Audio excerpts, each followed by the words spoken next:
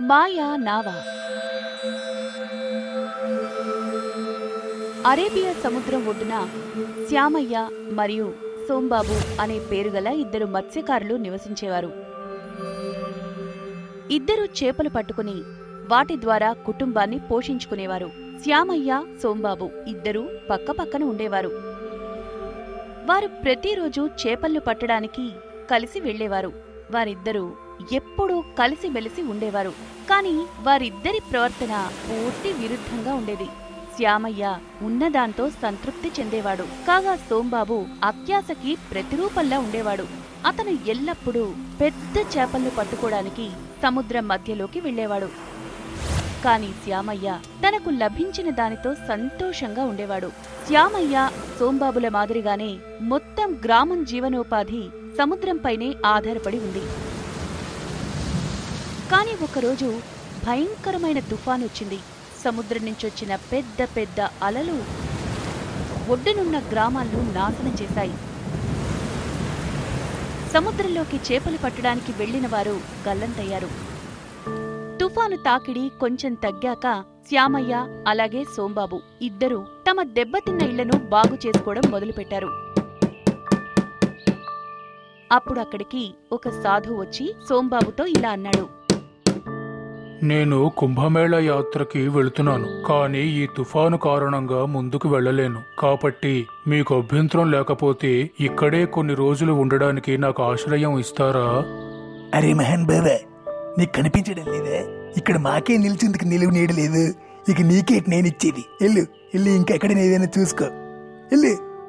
శ్యామయ్యకి సోంబాబు ప్రవర్తన సరైనదిగా అనిపించలేదు. అతను సాధువు వద్దకు వెళ్లి ఇలా అన్నాడు. మునివర్య, మీరు మా ఇంట్లో ఉండండి. నా దగ్గర ఎక్కువ డబ్బు లేదు, కానీ నేను మీకు ఎలాంటి ఇబ్బంది కలిగించను. అలా శ్యామయ్య సాధువుకి స్వచ్ఛమైన మనసుతో సేవ చేయసాగాడు. ఒకరోజు సాధువు శ్యామయ్యతో ఇలా అన్నాడు. శ్యామయ్య, నువ్వు డబ్బు విషయంలో పేదవాడివి, కానీ నీ మనసు చాలా సంపన్నమైనది. నీ మంచి మనసు చూసి నా మనసు ప్రసన్నమైంది. ఇక్కడ నుండి తూర్పు వైపుగా వెళితే అక్కడ సురవతి నది వస్తుంది. ఆ నది ఒడ్డున ఒక నావ ఉంటుంది. అది నేను నీకిస్తున్నటువంటి కానుక. వెళ్ళునాయనా అని చెప్పి సాధువు అక్కడ్నుంచి తన గమ్యస్థానానికి బయలుదేరాడు. శ్యామయ్య తూర్పు వైపు అతని ప్రయాణం మొదలుపెట్టాడు. అలా కొన్ని రోజులు నడిచిన తర్వాత అతను పడవ వద్దకు చేరుకున్నాడు. నావ వద్దకు వెళ్లగానే నావ నుండి ఒక శబ్దం వినపడింది. చెడు కంటే మంచి చాలా గొప్పది.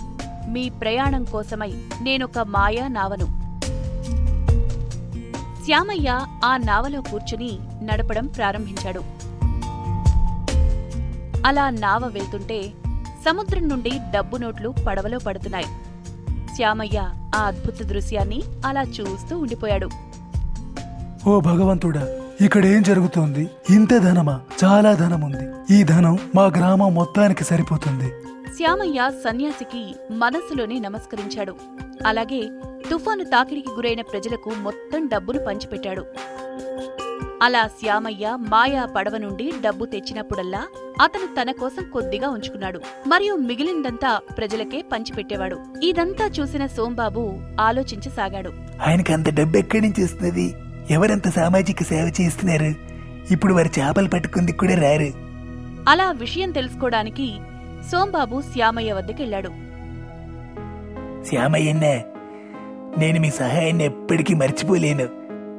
నేనేటి గ్రామం మొత్తం మర్చిపోలేదు. ఇలాంటి క్లిష్ట పరిస్థితుల్లో ఇంత సహాయం ఆ భగవంతుడు కూడా చేయడు. జై శ్యామయ్యన్న, జై జై శ్యామయ్యన్న. అరే సోంబాబు, ఏం చేస్తున్నావు నువ్వు? ఇందులో నేను చేసిందేమీ లేదు. నువ్వు నాకేమీ జైజేలు కొట్టక్కర్లేదు.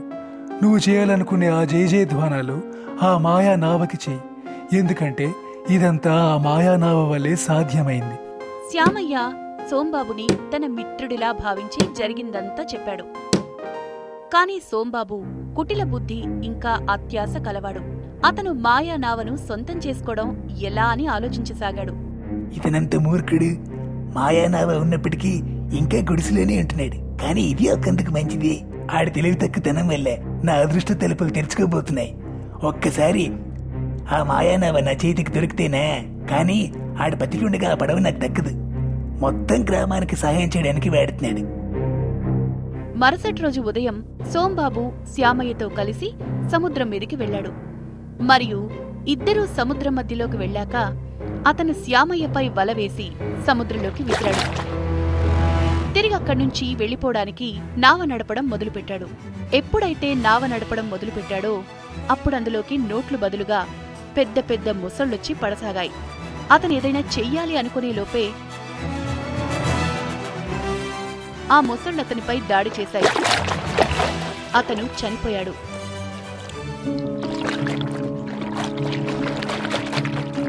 మాయానావ శ్యామయ్యని కాపాడి తిరిగి ఇంటికి తీసుకొచ్చింది. మంచివాళ్లకు మంచి జరుగుతుంది, చెడ్డవాళ్లకు చెడే జరుగుతుంది. మరి ఇలాంటి మంచి మంచి పద్యాలు, పాటలు, కథలు చూడాలనుందా? ఇంకెందుకు ఆలస్యం? వెంటనే మీ అమ్మా నాన్నలకు చెప్పి మాకు సబ్స్క్రైబ్ చేయించరా? ఈలోగా మేము మీకోసం బోలెడు వీడియోలను తయారు చేసే ప్రయత్నంలో ఉంటాం. అంతవరకు సెలవా మరి. టాటా.